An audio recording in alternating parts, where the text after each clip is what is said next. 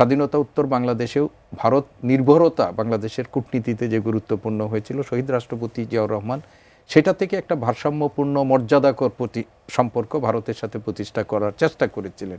বাংলাদেশের সাথে ভারতের যে সম্পর্ক এখন বিরাজমান, সেই পরিস্থিতির মধ্যে জয়শঙ্কর, ভারতের পররাষ্ট্রমন্ত্রী, তিনি বাংলাদেশে এসেছেন এবং প্রধানমন্ত্রী নরেন্দ্র মোদীর কন্ডোলেন্স মেসেজ বিএনপির ভারপ্রাপ্ত চেয়ারম্যানের কাছে স্বহস্তে তিনি সেটা অর্পণ করেছেন। ভারতের সঙ্গে সম্পর্কের ক্ষেত্রে বেগম খালেদা জিয়ার নীতি সেটা কি ভারসাম্যপূর্ণ জাতীয়তাবাদ ছিল?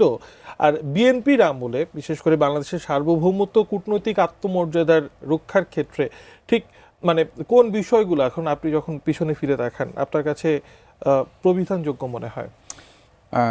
ভারতের সাথে বেগম খালেদা জিয়ার ভারসাম্যপূর্ণ নীতি ছিল, ও এটা বলার আগে আমাদের জানা দরকার বেগম খালেদা জিয়া তার পররাষ্ট্রনীতির ক্ষেত্রে যে মৌলনীতি অনুসরণ করেছিলেন সেটা হলো বাংলাদেশের স্বাধীনতা, সার্বভৌমত্ব, তারপরে বাংলাদেশের আপনার ওই অর্থনৈতিক যে স্বার্থ, সবচেয়ে মিলিয়ে আমরা যদি সবার আগে বাংলাদেশের স্বার্থ, এবং এই মৌল কূটনীতির উপর ভিত্তির উপরেই দাঁড় করিয়ে তিনি তার পররাষ্ট্র নীতি নির্ধারণ করেছিলেন। এবং তিনি স্পষ্টতই তার পররাষ্ট্র নীতির ক্ষেত্রে বলেছেন যে বিদেশে আমাদের বন্ধু আছে, কোনো প্রভু নেই। বিদেশে আমাদের বন্ধু আছে, কোনো প্রভু নেই।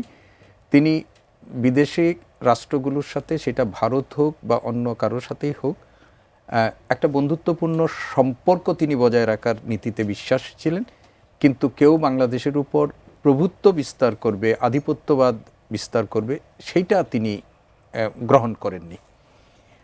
ভারত আমাদের এই দক্ষিণ এশিয়ার রাজনীতিতে ভারতের যে মুরলীপনা, সেই মুরলীপনাটা আর মানে বলবো যে মোকাবেলা করে দক্ষিণ এশিয়ার রাজনীতিতে একটা মানে আমরা বলবো যে ভারসাম্যপূর্ণ কূটনীতি তৈরি করার জন্যই তিনি কিন্তু সার্ক যেটি আমাদের ছিল, যেটি শহীদ রাষ্ট্রপতি জিয়াউর রহমান যেটি স্বপ্নদ্রষ্টা ছিলেন, সেই সার্ককে নতুনভাবে তিনি কিন্তু উজ্জীবিত করার চেষ্টা করেছিলেন। এবং এই ক্ষেত্রে আমাদের এটাও মনে আছে যে তিনিও কিন্তু সার্কের প্রথম মহিলা চেয়ারপারসন, এটাও তিনি কিন্তু হয়েছিলেন এবং 2 বার সম্ভবত সার্কের তিনি চেয়ারপারসন হয়েছিলেন।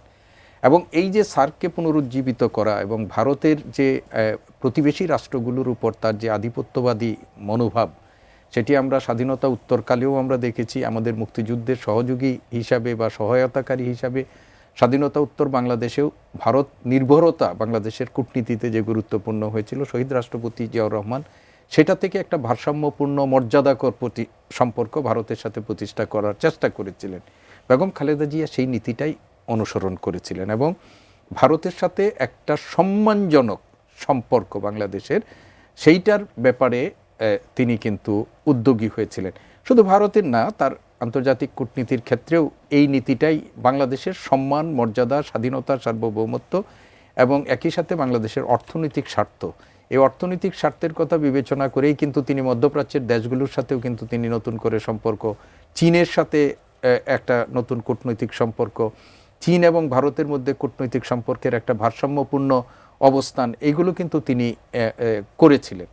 তো আজকের যে পরবর্তীতে যে বিএনপির যে মানে 2006 সালের পর তো বিএনপি আর রাষ্ট্র ক্ষমতায় যায়নি, ফলে ভারতের সাথে সম্পর্ক প্রতিষ্ঠার ক্ষেত্রে বিএনপির আর কোনো পরীক্ষিত কোনো অবস্থান আমরা দেখিনি। কিন্তু আমি সবসময় মনে করি যে ভারতের ব্যাপারে বিএনপির এই যে যৌক্তিক একটা অবস্থান ছিল, সেই যৌক্তিক অবস্থানের কারণেই গতকাল এটা আমাদের সকলকেই বিস্মিত করে বাংলাদেশের সাথে ভারতের যে সম্পর্ক এখন বিরাজমান, সেই পরিস্থিতির মধ্যে জয়শঙ্কর, ভারতের পররাষ্ট্রমন্ত্রী, তিনি বাংলাদেশে এসেছেন এবং প্রধানমন্ত্রী নরেন্দ্র মোদীর কন্ডোলেন্স মেসেজ বিএনপির ভারপ্রাপ্ত চেয়ারম্যানের কাছে স্বহস্তে তিনি সেটা অর্পণ করেছেন।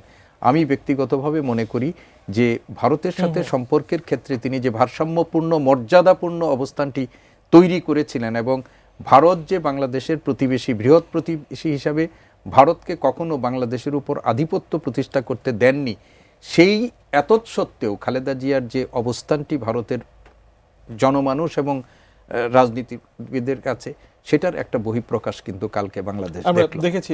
ইতিহাস কি বেগম খালেদা জিয়াকে একজন সফল প্রধানমন্ত্রী কিংবা বিএনপি চেয়ারপারসন হিসেবে মূল্যায়ন করবে, নাকি একটি স্বতন্ত্র রাজনৈতিক ধারার প্রতীক হিসেবে তিনি চিহ্নিত হবেন? দেখুন, তিনি বিএনপির চেয়ারপারসন ছিলেন, তিনি বাংলাদেশের একজন সফল প্রধানমন্ত্রী ছিলেন এবং সর্বোপরি তিনি তার যে অন্তিম যাত্রাকালের আগে তিনি আর বিএনপির একক কোনো নেত্রী ছিলেন বলে আমি বিশ্বাস করি না। তিনি এই জাতির অভিভাবক, জাতির ঐক্যের প্রতীকে তিনি রূপান্তরিত হয়েছিলেন এবং তার শেষ যাত্রার আগে হসপিটালে যখন তিনি ভর্তি হলেন, সেই ভর্তি হয়ে যখন সংকটাপন্ন অবস্থায় ছিলেন, তখনই তিনি যে আর বিএনপির নেত্রী নন, তিনি যে জাতির মানে অভিভাবকত্বের জায়গায় নিজেকে প্রতিষ্ঠা করে ফেলেছেন, সেটার আমরা প্রমাণ দেখেছি।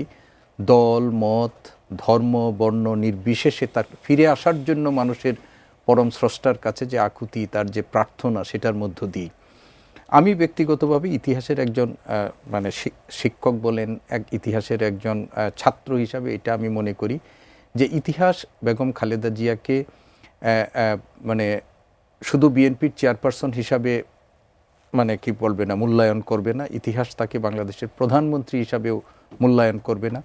ইতিহাস বাংলাদেশে এই বেগম খালেদা জিয়াকে আমাদের জাতীয় ঐক্যের প্রতীক, আমাদের জাতির অভিভাবক এবং আমাদের স্বাধীনতার সার্বভৌমত্বের প্রতীক এবং গণতন্ত্রের এক লড়াকু সৈনিক হিসাবে মূল্যায়ন, মানে খণ্ডিত খালেদা জিয়াকে মূল্যায়ন করবে না, একটা সামগ্রিক চরিত্র হিসাবে ইতিহাসের তিনি বিবেচিত হবেন। অসংখ্য ধন্যবাদ।